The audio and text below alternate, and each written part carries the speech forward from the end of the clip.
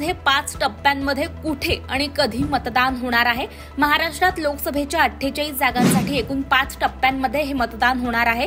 राज्यातील पहिल्या टप्प्यातील मतदान 19 एप्रिल 2024 रोजी होणार असून शेवटच्या अर्थात 5व्या टप्प्यातील मतदान हे 20 मे 2024 रोजी होणार आहे। पाहूया पहिल्या टप्प्यामध्ये म्हणजे 19 एप्रिलला रामटेक, नागपूर, भंडारा, गोंदिया, गडचिरोली, चिमूर, चंद्रपूर या ठिकाणी मतदान पार पडणार आहे। तर दुसरा टप्पा 26 एप्रिलला आहे।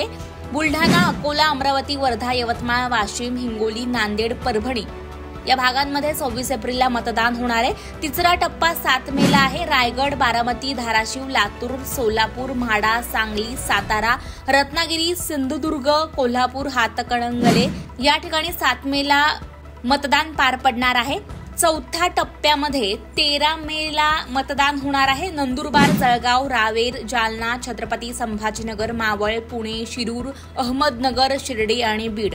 तसेच 5व्या टप्प्यात म्हणजे 20 मे रोजी धुळे, दिंडोरी, नाशिक, पालघर, भिवंडी, कल्याण, ठाणे, मुंबईतील 6 मतदारसंघामध्ये मतदान पार पडणार आहे।